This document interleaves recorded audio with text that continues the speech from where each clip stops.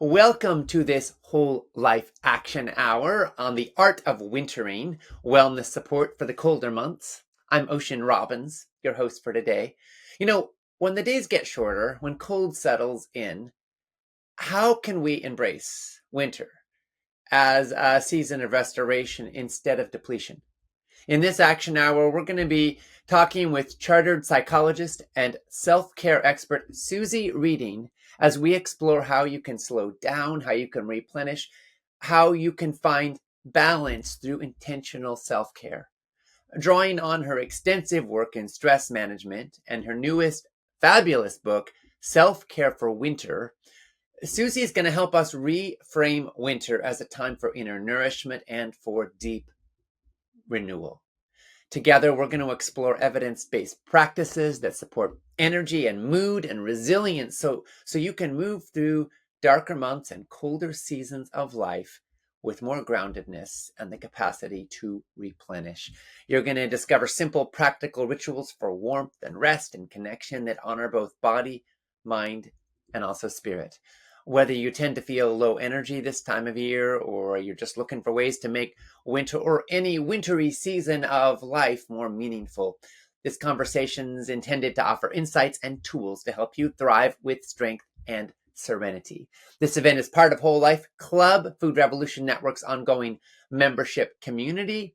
And as always, the conversation is not medical advice, so please consult a qualified healthcare provider for any personal guidance. Now, I'm so happy to introduce our guest today, Suzy Reading. Suzy is, as I mentioned, a chartered psychologist, a coach, and an author specializing in self-care, stress management, and resilience. She helps people cultivate practical tools to navigate change, loss, and everyday challenges, and to build strength and resilience. She's a columnist for Top Santé magazine, the psychology expert for Neom Organics, and a founding member of the Nourish app. She's written several highly acclaimed books on well-being, including The Self-Care Revolution, Self-Care for Tough Times, and her latest, Self-Care for Winter. Suzy, thank you so much for joining us today. Oh, what a beautiful warm welcome. Thank you, Ocean. Thank you for having me. Well, I want to start off by asking what brought you to take such an interest in self-care, actually, as a theme in all of your books. Wonderful question. Okay, so I'm a chartered psychologist. I also spent a previous decade of professional life working as a personal trainer. I spent another decade working as a yoga teacher. And all of those modalities drawn together with psychology work beautifully to empower people with nourishing skills and habits. But qualifications aside, I want to be really honest with you and just share a little bit of my humanity. Self-care became an essential part of my healing journey when I became a mum at the same time as losing my father to motor neurone disease. I learned firsthand just how vital it is that we take care of ourselves, that we nourish ourselves, but also, and I think this is probably something I'm learning in hindsight, it wasn't just about self-care, it was also allowing myself to be cared for. Yeah. Yeah. Well, that's really profound because I think a lot of us, a lot of people I hang out with tend to want to be givers. St. Francis talked about how it's basically it's better to give than receive. At least that's how I kind of took it. And I've always thought, I want to be a generous provider and source of support for others. But some of us can kind of lose ourselves in the process, and if we're depleted, if our well is dry, we don't have much to give. And I have to come back to, that's that trite saying when you get on an airplane, put your own oxygen mask on first before helping others. Can you talk a little bit about that balance? When you're giving a lot, if you've got a child or a sick parent, like there's demands that cannot wait. Yes. And so it's so easy to sideline our own needs, our own impulses, our own well-being in the process. How do you reclaim it? It is. I think we need to take a look at the cultural threads that can keep us stuck in people pleasing and hyper independence and hyper responsibility, and actually hold these things up to the light and challenge them. Because I think a lot of us have been reared to believe that prioritizing self feels shame-inducing. It's no one wants to be seen as selfish, but I think so often the things that we interpret as selfish in our behavior, like resting or leaning on others or saying no, um, even sometimes leaving your children with their other parent, we can sort of feel like, oh, is it all right for us to do these things? These things are not selfish. So we need to hold these things up to the light and say, why? What's led me to this belief? And actually, do I need to keep investing my identity in this? And at what cost do we keep denying self? Yeah. So this is not about, being callous or uncaring. This is about broadening our values of kindness and compassion to also include ourselves. Yeah. That's not a transgression of our values. It's a more authentic and complete expression of them. We're part of the living body of Earth, and if we care about and we love others, then we are part of the world, right? We're also the part, I think, that we have the most fundamental responsibility for. And yes, one thing I have come to realize is that martyrdom doesn't actually serve others. If I'm depleted, I'm going to make dumb choices. I'm going to be less capable of actually being present with another human being. Yes. So it is no act of generosity to leave ourselves out. Correct. And I think this is what I learned hard and fast from that life experience. It was that my depletion serves no one and my replenishment serves everyone. And if I couldn't do it for myself, I needed to do it for the health and well-being of my relationships. Yeah, absolutely. So I want to ask you, practically, what are some of the best tools for somebody who says, "Oh, I am depleted," no question. Like, how do they get themselves back? I love that you even used those words, Ocean. How do they get themselves back? This is the kind of question that makes my heart sing, because it flies in the face of what we've been told to be. You must be a selfless human being to be a good human being, right? There's nothing wrong with reclaiming the right to self. And that's what this is about. If we understand what our humanity is, what is it that distinguishes us from our machines? And yet think about the respect that we give these things. We recharge these devices without maligning them for being needy or greedy or weak. And yet look at how we treat our own machinery. And the fact is, we are not machines. We're not designed to be of infinite capacity. We are normal, fallible human beings that need nourishment, that need tenderness. The thing that sets us apart is that we have feelings and we have needs. So can we come back to this notion of we need to respect our humanity? And part of that is coming back to self so that we can acknowledge how it is that we feel and what it is that we need. And let's get skilled in not only meeting those needs and validating those feelings ourselves, but articulating them, advocating for ourselves so that we can have our needs met and our feelings witnessed, and that sense of being loved and supported by other people, because people need people. Yeah. Most of us are not going to literally starve ourselves. We will eat food, but the quality of the food that we eat can vary widely. And at Food Revolution Network, we focus a lot on what are the foods that actually help us to thrive. And it seems to me that in order to nourish your body well, to see food as a community and nourishment rather than a commodity and entertainment, we have to develop some mindset shifts that really align with everything you're talking about here. Can you talk a little bit about what are the mindset shifts that set us up to sort of rewire our brains to self-care and self-nourishment? Okay.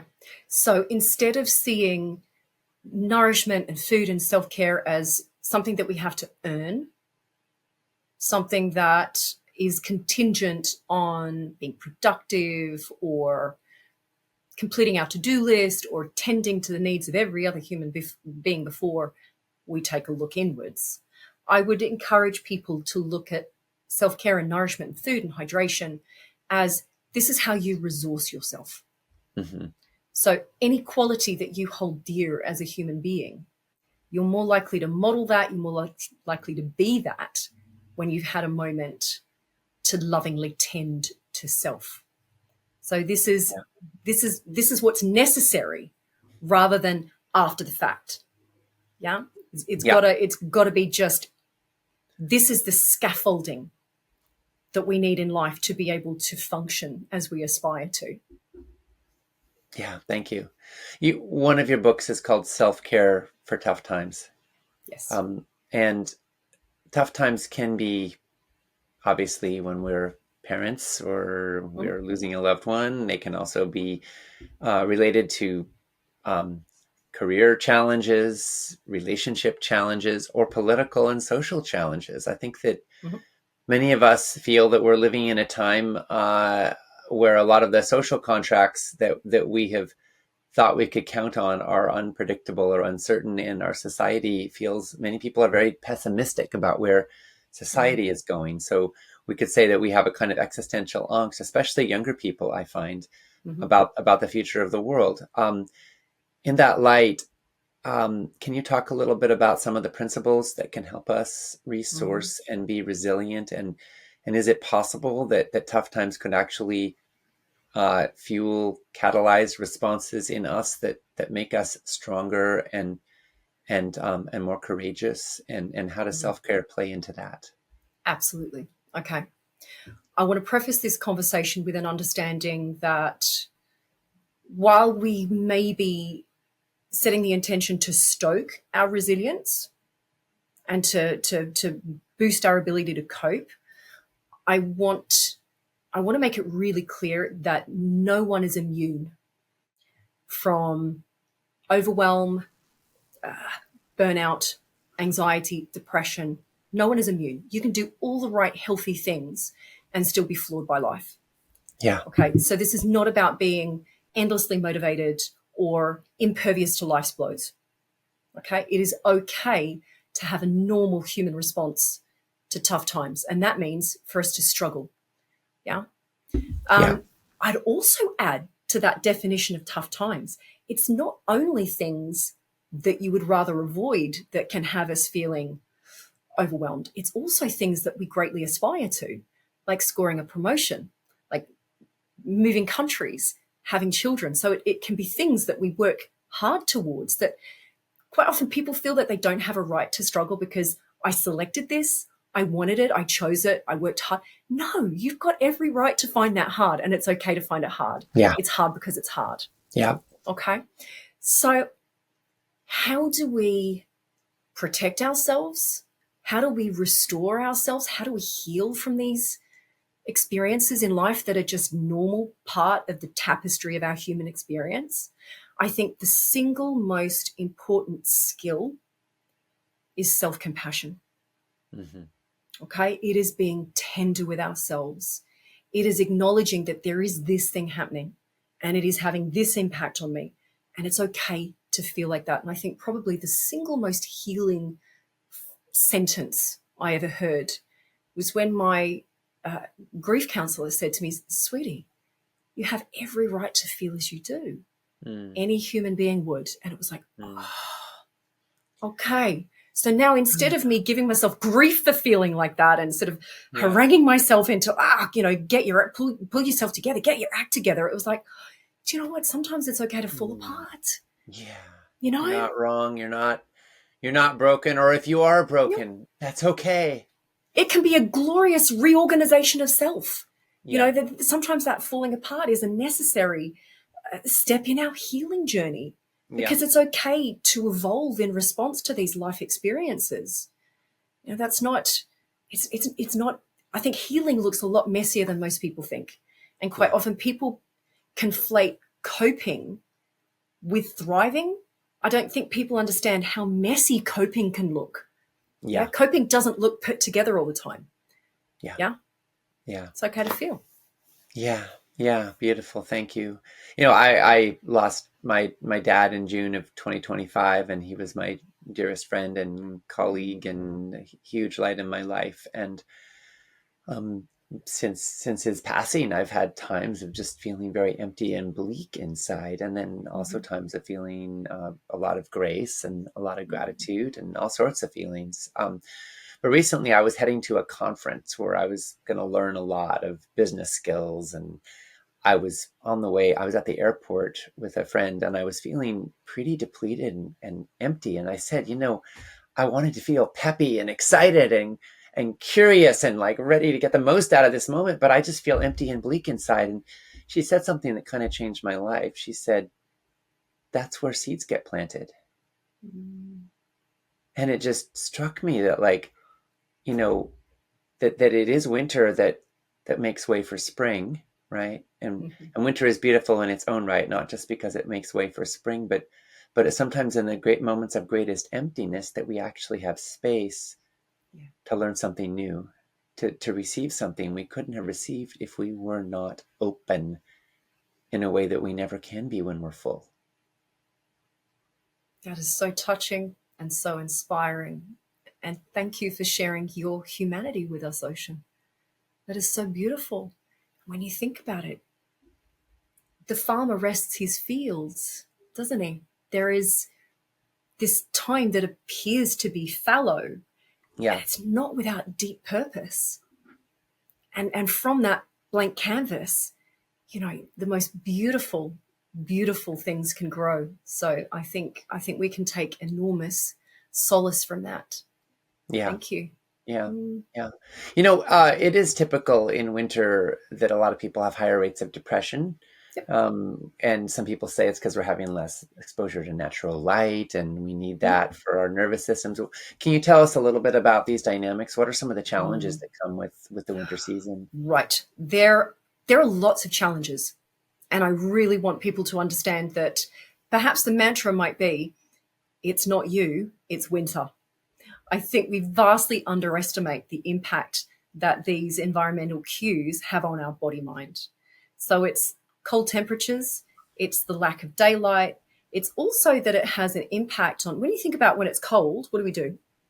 We come into this winter slump position, round spine, downcast gaze, furrowed brow, because the cold hurts. It does literally hurt. And we sort of, to conserve heat, we draw ourselves inward. But research shows that position, that closed off defensive position, it lowers our mood, it lowers our subjective energy levels. It's easy to make someone cry when they're in that shape, and it's easier to recall negative memories. So even just the effect that those environmental signals have on our posture has an impact on our mood and energy levels. So there are so many different factors to it, and they are real. However, I think if we can feel that winter dread descending, I think what that does is it fine tunes our eyes to see all of those things that we don't like about winter. I think it's not very helpful. So we need to acknowledge the impact that winter Yeah. has on mood, energy, our desire to eat more calorific foods, the fact that we're less satisfied by our food, the fact that our appetites are higher. This is real. However, can we also open our eyes to perhaps some of those joys that are unique to winter, the natural beauty that is only available to us in these colder, darker months? And Yeah. I think a little bit of gentle anticipation, a little bit of preparation can really help us to honor these impulses. And essentially this is what wintering is. It's honoring these impulses to hibernate. But there are a couple of tips here in terms of hibernation mode for humans. We can't just go to ground like the brown bear and be undisturbed for months on end. Modern life does not allow us to do that. But also for us humans, that wouldn't be helpful. So I've got a Yeah. couple of little easy tips here. We want to hibernate, but we don't want to stagnate. We've got to keep moving our bodies. This is really Hmm. important. Keep Hmm. getting as much access to daylight, fresh air, and moving our bodies however we can. If you don't want to go outside, Perhaps we can get our nature therapy another way, but we still need to keep moving our bodies. And it could be as simple as roll out your yoga mat at home and have a lie down stretch. Like that counts. But it's, low energy options. So that's my first suggestion. Hibernate, but don't stagnate. Second one is, can we retreat? Because winter does have that beautiful inwards looking. There's an opportunity for reflection, processing, emotional digestion, but let's make sure that we're not isolating ourselves. Yeah. Okay. So perhaps social mojo is a little different. We can respect that, but stay connected and use it as a time for connection with self as well.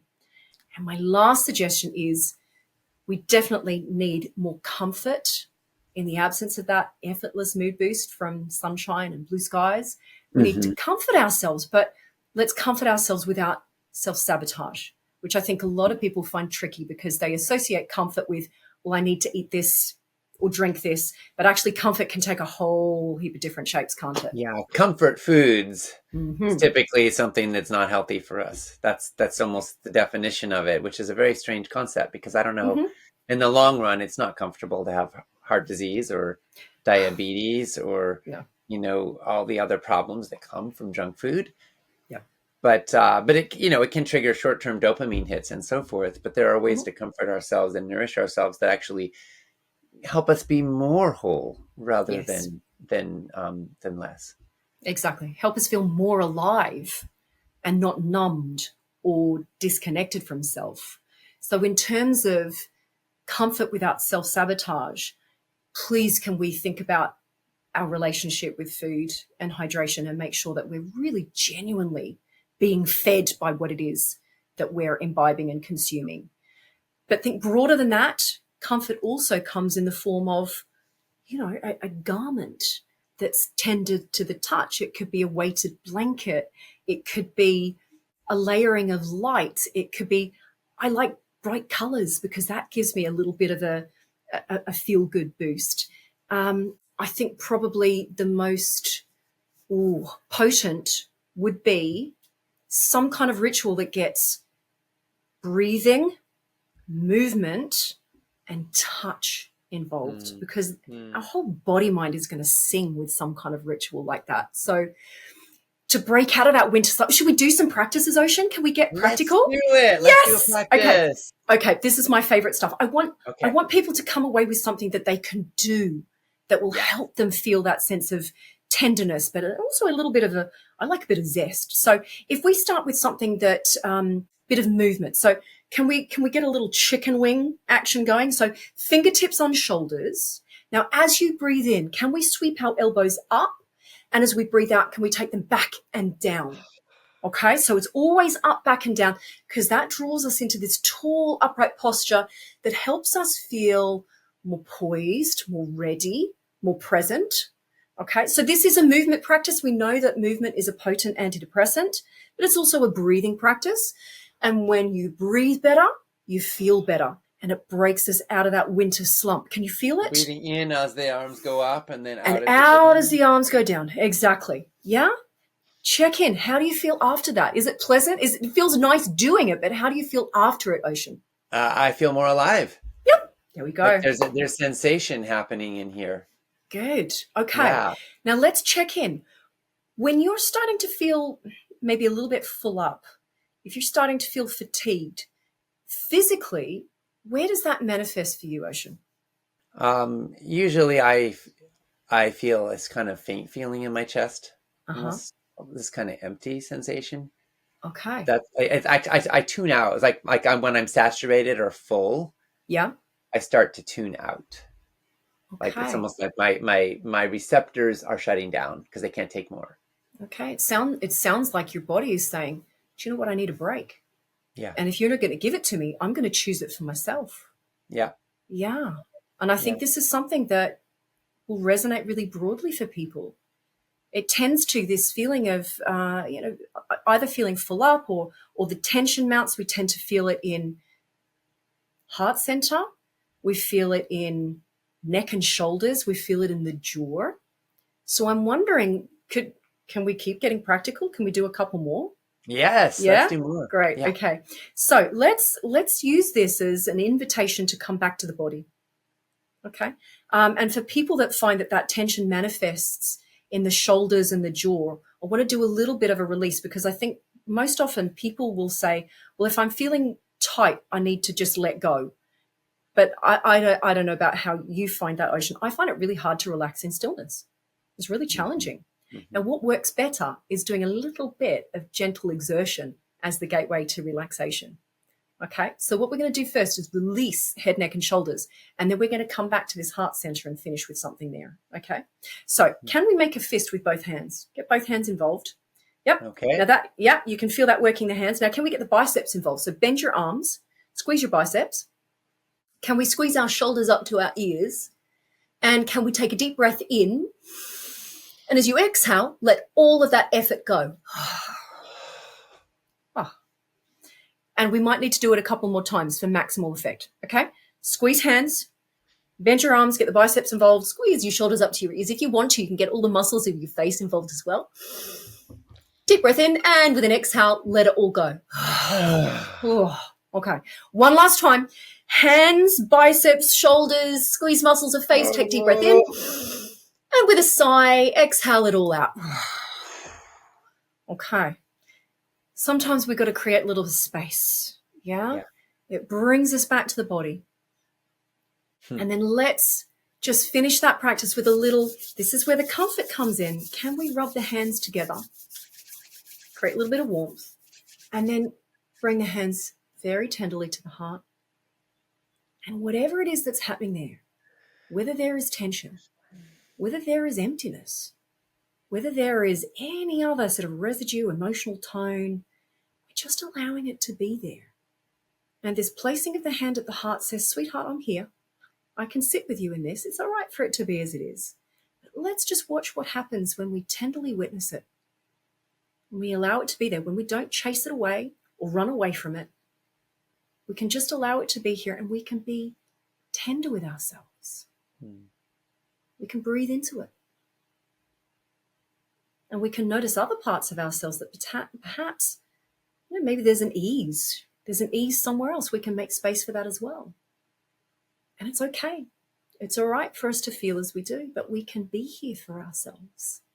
We can remind ourselves that we are deserving of the same kindness that we so generously and effortlessly extend everywhere else. We can let some of that turn inwards. And this is how we navigate winter.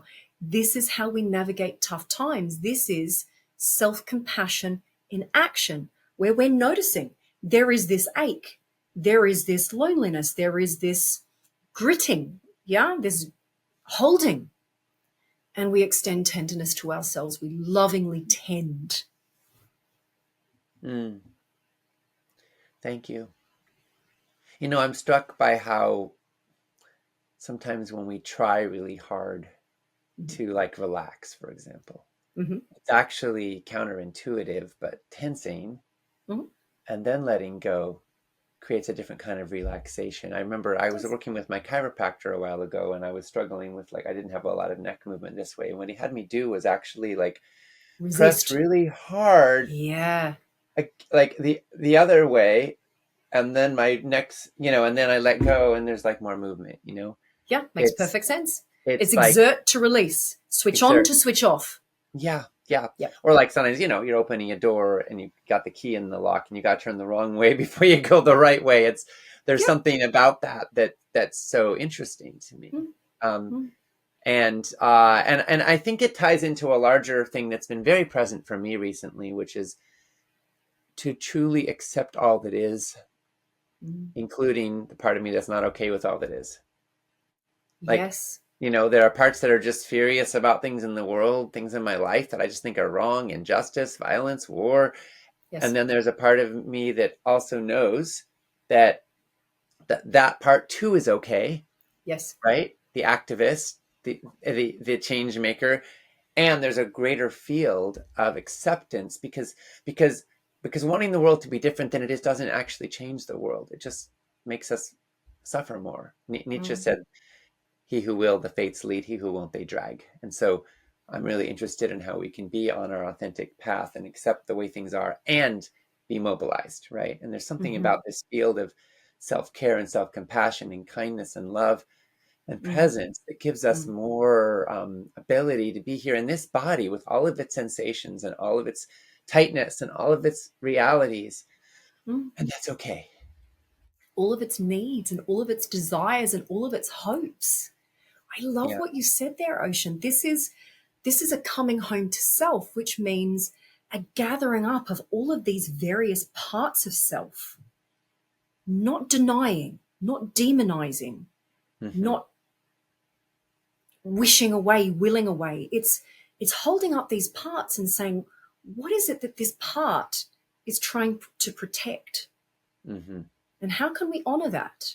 Hmm. And sometimes this part is perhaps, you know, it wants to go about things in a certain way that perhaps, well, that may have worked previously, but in this season of our life, that's not very helpful anymore. But we can Hmm. actually have a dialogue with that part and say, I know this thing that's important to you. I understand that. I'm going to protect that. But do you know what? We can do it differently. Yeah. Yeah. But Yeah. all of those parts get to come along for the ride. We get to perhaps choose. I think there's another analogy that might be useful here. It's thinking about which part is in the driver's seat. Yeah. Hmm. Make sure that the part that's really best placed to drive things forward is making those calls. The other parts can be in the pack. We're still listening to them, Hmm. but we're Hmm. not letting them call the shots. Yeah. Yeah. Yeah. Well, a good driver holds everyone in the car safely, Yes. but And also you make sure you you want have to their go in the seatbelt same on. direction. It's just that Yeah. this is it. It's like we're honoring what's important to us. Yeah. But you can choose the pace. You can choose, Hmm. which route you take. There's malleability there, but at the core of it is not casting out. It's like Yeah. you all go along for the ride Yeah. with respect and understanding. Yeah. I have a question for you about winter specifically. So, Mm-hmm. if it's more challenging when we have less light, is it important in the winter to get outdoors as much as we can? To get out there in the morning if possible.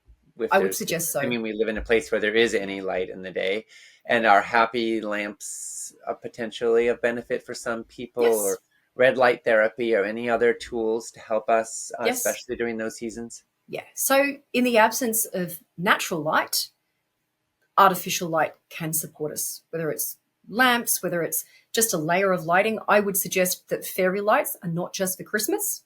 We can have them up for the next 6 months. That's fine. But natural light really is important because we need it to enter the eye to regulate our circadian rhythms. That's not just helpful for feeling sleepy when it's time for that. It's also helping us feel more alert during daylight hours. Um, there are lots of different things that we can do. Now, whether it's using light or whether it's using movement as a mood booster, I think the other thing that we just need to be mindful of is just how sedentary we are. So setting that intention to get up and to get out of your chair, take in some nature. I think too, the benefit of being in nature's beauty is that there is so much wisdom available to us. And I love that some of the metaphors that we see, particularly in winter, can be really galvanizing. They can remind us of, do you know what? There are the trees that, they're beautiful in their fullness, in their green leaves, but actually they're also devastatingly beautiful in their stark bareness, which reminds me as a human being, I am worthy, whether I'm suited and booted or whether I'm in my PJs. It doesn't, we can show up in all sorts of different forms, but we are still worthy as human beings. And the other metaphor I really love, this is the one I love the most, is that when you look at the trees in winter, they don't bear nuts all year round. And it reminds us that actually it's okay to have limits as human beings.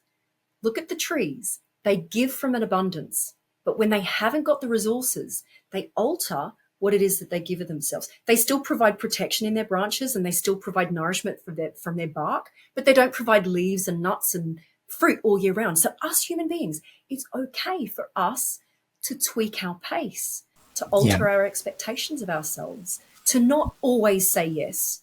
It's okay. You can give of yourself in a way that is respectful of your own season of life. And that's okay. Yeah.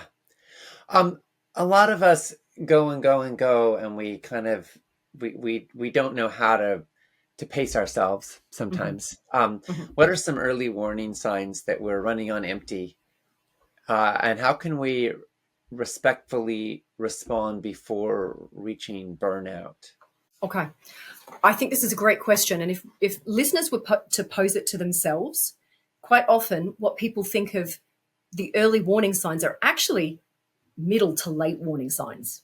So if we're sort of thinking that difficulty regulating our emotions, or brain fog, or difficulty sleeping, if these are not early warning signs, I would suggest that early warning signs would be, one thing that I notice is a real propensity to pick up my phone, and I scroll between that app and that messaging platform and emails, and I'm like, that for me is like, Mhm. hang on, I need to reset here. I need to recalibrate here.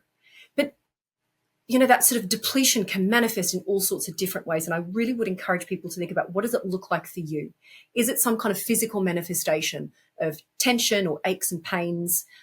Is it a mental manifestation of less than helpful thinking? Is Mhm. it manifesting in our emotions, being a little bit more reactive? Is it showing up in our behavioral choices? The kind of reaching for coffee or alcohol to sort of, be that crutch to get us through. Yeah. So do take a look, but it can show up in so many different ways. And let's get skilled at Mm. listening to the whisper instead of waiting for the shout of injury, illness, conflict.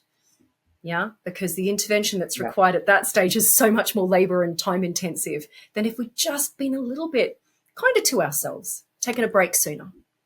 What's interesting to me is that the warning signs you're describing are pretty much all unhealthy habits or patterns. Mm, It's like if you start noticing yourself making poor choices that make things worse instead of better. Like yes. if when you're depleted and exhausted, you start eating a lot of kale and taking a warm bath and drinking some nice soup, like that's probably not a dangerous situation, It but ain't. you just described scenarios where we're doom scrolling, where we're Mhm. where we're addicted to our devices and we can't unplug. You didn't mention it, Mhm. but like we're not getting enough sleep, we're Yes. wired and agitated, we're overdoing coffee, alcohol, we're eating junk food, we're actually depleted enough that we've lost the ability to make the choices that get us back on track. Yes. Yes. And everyone will be nodding in agreement. And that's why these conversations are so important, so that we can go, oh, that's what I'm doing. And I know, back up the truck, I need to make a different choice here. Yeah, fascinating. So it seems like if we're able to lean into healthy choices, Mhm. are you saying that we're probably not going to get burned out? I would say that it will give us a protective buffer, but I want to be honest and say there are some experiences in life that will floor any human being. And it doesn't matter how many healthy choices you've made, it doesn't matter how much of a secure foundation that you've laid, you will still be affected by what it is that you've experienced, whether that is some kind of bereavement, some kind of loss, some kind of life change, um, some kind of health condition. Because again, it's no one's immune from these things. However, there are absolutely things that we can do that will help us respond more creatively to these experiences, and that will help us make better choices. Yeah. Some people use burnout to mean wildly different things. One person could use it to mean that they, can't keep going anymore. They need a good sleep, right? They're tired, they're on overload. Someone else Mm-hmm. might use it to mean that they've hit a level of collapse Yep. where they literally can't function anymore and may need years to recover if they can at all. How do you define that term, or do you even use that word? And what are some of the nuances for self understanding of what level of recovery we need? Yeah, I think that's a really good question, because in my private practice, there are some people where I see there is a state of overwhelm, that a week break and they're back to feeling cooking with gas again. And yet there are other people where perhaps there has been historic emotional neglect, where there's been a cumulative disconnection from self, rupture of relationship with self, where the kind of intervention that's required is going to take months, potentially years to heal. So it really, it's I don't think burnout is like a very helpful diagnostic, because it can encapsulate so many different responses to lived experience. But I think the important thing to know is that we can heal. We can heal. And sometimes we need to borrow the nervous system of another human being so that we can learn what it is to feel safe. If you've never felt safe in childhood, this is not something that you can just intellectualize. You need to be in relationship with another human being who can show you what it is to be cared for as a human being. But even there, we can heal. Yeah, we can. So, so if somebody's feeling depleted, exhausted, worn out at the end of their rope, what are some of the practices that can really help them get back on track and restore? Okay. So there's a little practice I'd love to show you, and I'm wondering, do you have a glass of water with you, Ocean, or a I drink? have a thermos. Great. Okay. So for anyone listening that wants to join us, what we need to do is just pick up whatever it is, a nourishing liquid to hydrate yourself. We're going to do this gesture that we did earlier. Can you place a hand on your heart at the same time as taking a little sip?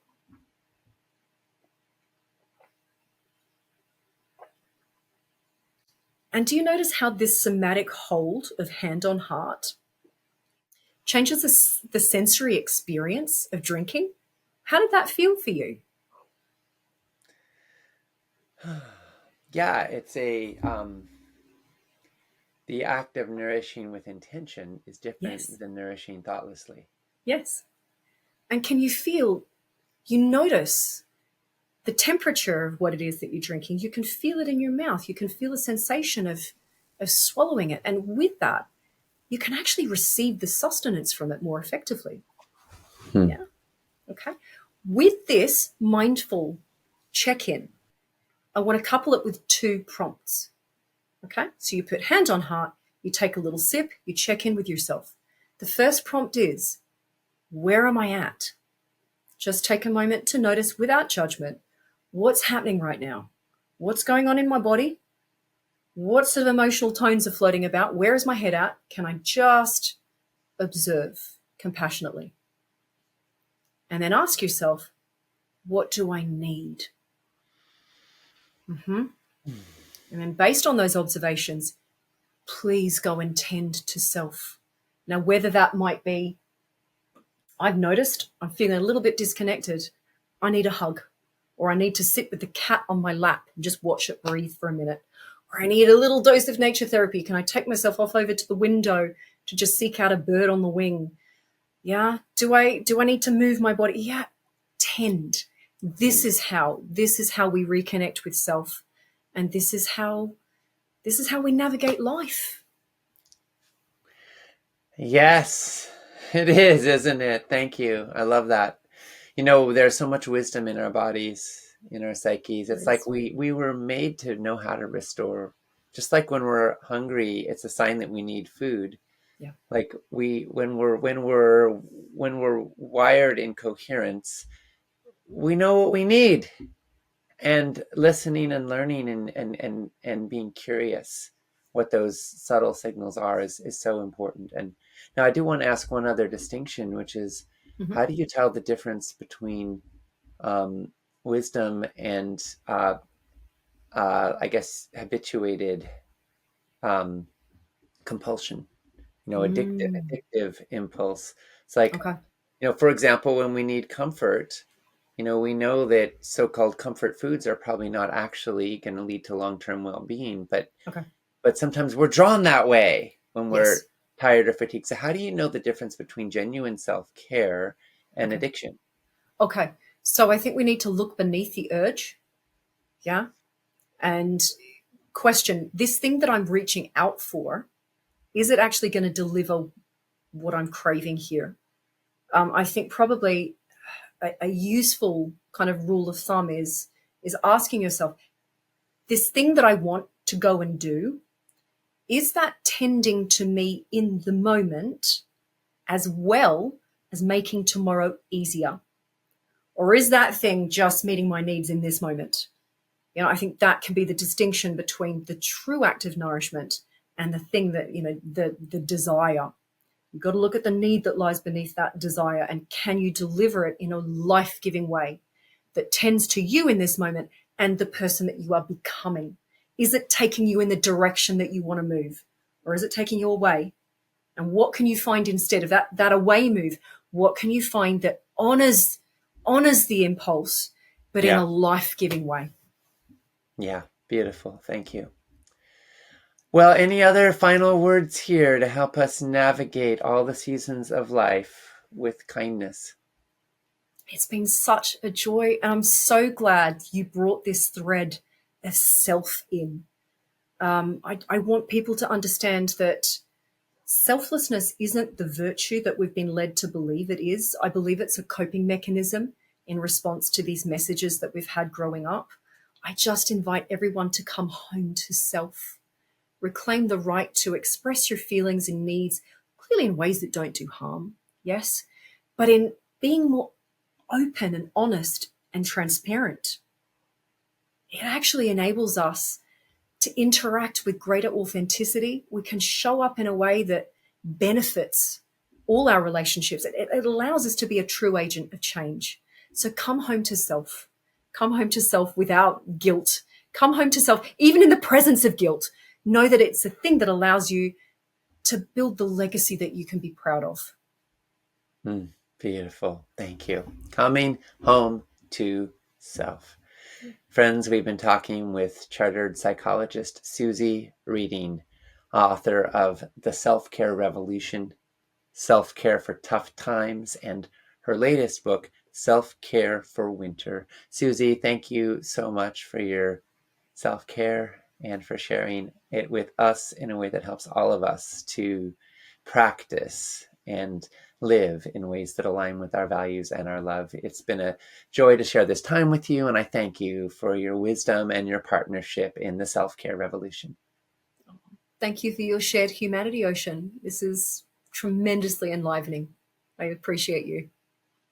When it comes to cancer, Alzheimer's, diabetes, heart disease, and other chronic illness, what really matters isn't how many books you read, how many webinars you attend, or how much you know. What really matters at the end of the day is what you eat and how you live. The science has given us what we need to know. Now it's time for action. It's time to implement and optimize your healthy lifestyle. It's time to get results. It's time to say goodbye to confusion and hello to clarity. It's time to say goodbye to bad habits and hello to good ones. It's time to fall in love with foods that love you back. It's time to join a community that will support you in achieving your goals. It's time for Whole Life Club.